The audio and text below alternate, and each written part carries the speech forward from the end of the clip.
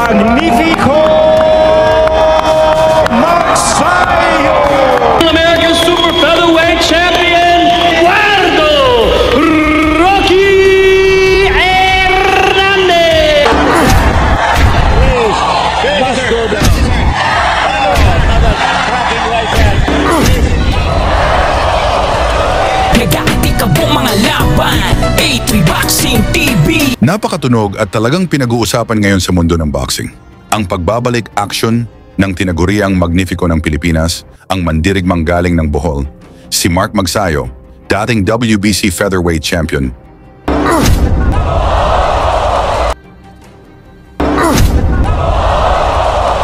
Ngayon ay rank number 2 sa WBC Super Featherweight Division. At ayun mismo sa WBC, inutos na ang isang matinding bakbakan, si Magsayo laban sa rank number 1 contender, ang knockout artist mula Mexico, Eduardo Rocky Hernandez. May daladalang record si Hernandez na 37 panalo, 2 talo at 32 knockouts. Isa pa ito sa mga pinakamapanganib na boksingerong Mexican ngayon at kilala sa kanyang knockout power kung saan nagkaroon siya ng 28 sunod-sunod na panalong puro knockouts.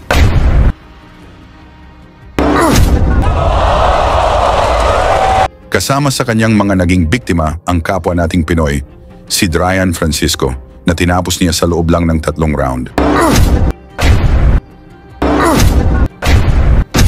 Que boxee varios rounds al boxeador filipino, pero pues no suelen ser muy demandado eso que acabas de decir.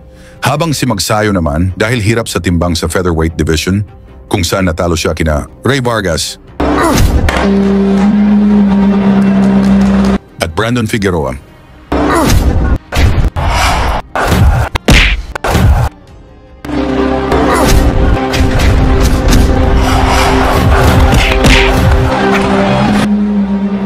Nagdesisyon ang kanyang kampo na umakyat ng timbang.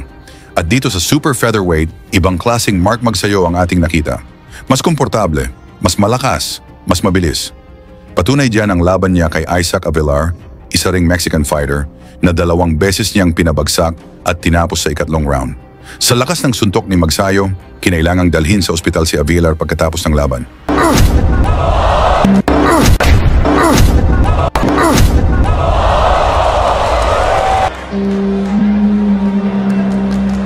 Pero bago pa man yan, kilala na si Magsayo sa kanyang mga aksyonadong laban, na laging hitik sa suntukan at buwis-buhay na palitan. Isa sa mga pinaka hindi malilimutang laban ay ang mainit na sagupaan kontra sa mayabang na Mexicanong boksingero na si Rafael Reyes. May daladalang record noon si Reyes na 17 panalo, 4 na talo at 13 knockout. At todo ang kayabangan nito bago pa man ang laban. Minamaliit niya si Magsayo, sinasabi pang ang gusto niya ay mas malakas na kalaban at aabutin lang daw ng 1 round para patulugin niya si Magsayo. Ang laban ay naganap sa Waterfront Hotel and Casino sa Cebu City. Sa unang round, todo na agad ang banat ni Reyes. Pero matatag si Magsayo, walang atrasan, na suportado ng libu-libong fans. Talking Reyes. Maganda mga jab ni Magsayo. By Reyes. Overhand right. Magsayo. He wants to be an impressive performance to win over a noted Mexican warrior. Magsayo had over fights as an amateur. No hubo round de estudios y están viendo a ver quién es más sin quitarse golpes, recibiendo, lanzando. Pero bueno, para la pelea pinta. Este año, el 2015, Rafael Reyes le ganó a Rey Alto, pero antes, en el mes de febrero. Sa kabila ng mga suntok na pinatama ni Magsayo, nagpakita pa ng kayabangan si Reyes. Nakangiti at para bang sinasadyang ipakita na hindi siya tinatablan. With that overhand right. Getting cocky itong si Reyes. Magsayo, very patient. Hindi kumakagat sa mga patutsada ni Reyes. Beautiful combinations being thrown by Magsayo. Kick, hook. Reyes coming again. Tingnan natin pag-itis. Buscando ahora con el... Los dos y bueno, como estamos repitiendo esta pelea no va a ser huesos viejos. Vamos a la primera pausa de este combate y ya volvemos con muchísimo. Sa ikalawang round, mas tumindi ang palitan. Parehong gustong makakuha ng knockout ang 2 boksingero. I love the place and the people there. So accommodating. And again, that overhand right That left hook of Reyes. Rafael Reyes. Mundo. Yan ang importante. Good right hand. Reyes, right in front. Gumaganti agad si Reyes. Yes. Matapang ito si Reyes. Más adelante, Tony Nieto, Santa Chihuas. Más adelante, Candelita ahora de parte del magnífico Masayo. Candelita. Nakangiti pa si Reyes habang tinatamaan siya ni Magsayo at mas lalong matapang na umatake. Of the power of Reyes. Reyes wild with the left. Body shot. Magsayo covering up. Oh, left by Reyes here to the southpaw stance. Oh, nag-iba siya ng stance. Tumatama talaga yung taliwa niya. Iba siya ng stance. Tumatama talaga yung taliwa niya. Que conecta con las dos manos. Una maquinita de lanzar golpes. Una maquinita. Este invicto filipino. Falla Rafael Reyes. Sa ikatlong round, nagreklamo pa si Reyes ng low blow. Pero imbes na bigyan ng break, binilangan siya ng referee. Y bueno, le está contando. Se aqueja de un golpe bajo. Low blow. Reyes, let's back in. Come on. Oh. Ready, come on. We'll see later in the slow-mo. Hey, no, camisa. Pero ahí fue un poquito, le faltó un poquito más de ética al Magnífico, ¿no? Porque bajó las manos y dio la espalda y le lanzó los golpes, ¿no? Tuloy ang bangayan, hamunan ng suntok, walang atrasan. Let's get it on.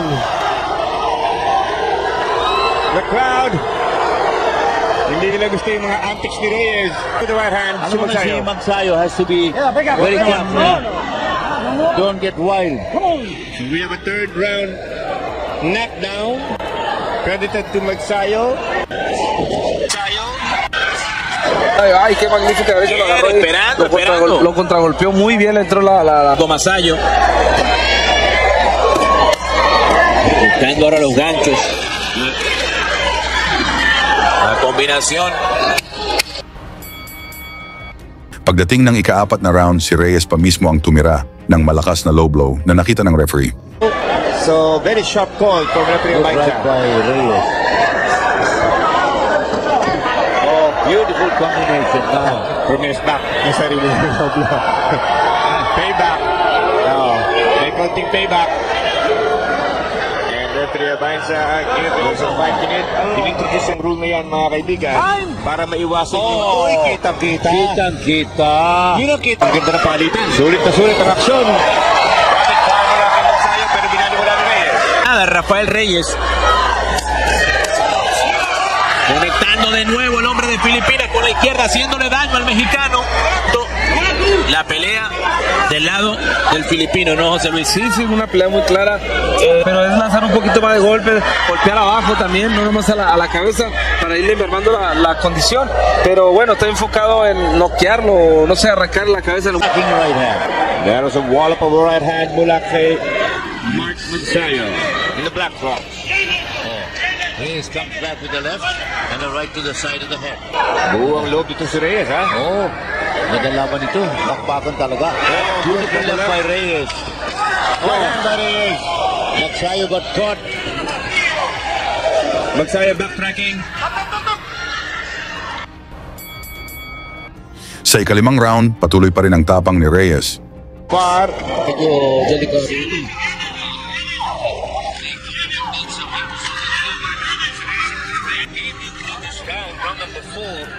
Rafael Reyes. Napapalaban si Smart Magsayo. Magsayo, this is the first time he's really in a fight. Oh. There is no backing out para kay Reyes. He is coming in with a lot of confidence. May tapang, may lakas, resiliency. Ang daming mga patama ni Magsayo. But he keeps fighting back. This Mexican. Ahí está. Lo mandan a lanzar golpes al cuerpo a Rafael Reyes, pero descuida mucho la guardia también, José Luis. Ahí está, descuida a la guardia y lo aprovecha rapidito. O sea, al mexicano. El Magnífico tiene 2 años. Good overhand right by Magsayo. You know, Magsayo should just don't worry about this guy. Just concentrate on what you have to do. Another 5 años de... Atacando con todo el hombre de Filipinas y tiene quijada, pero está tambaleándose. Lo pusieron mal, sí. Se tambalea rápido. Pero isang matinding uppercut ang bumulaga sa kanya mula kay Magsayo. Bagsak si Reyes at doon na tinigil ng referee ang laban.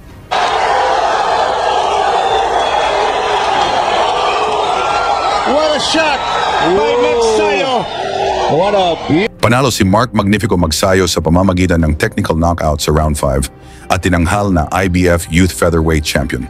Kaya ngayon tanong ng marami, magiging world champion kaya muli si Mark Magsayo sa Super Featherweight Division? Pag-usapan na lang natin yan sa baba at suportahan na lang natin si Magsayo sa kanyang laban kay Hernandez at isama ninyo na rin ang inyong lugar para malaman natin kung saan na umabot ang usapang ito.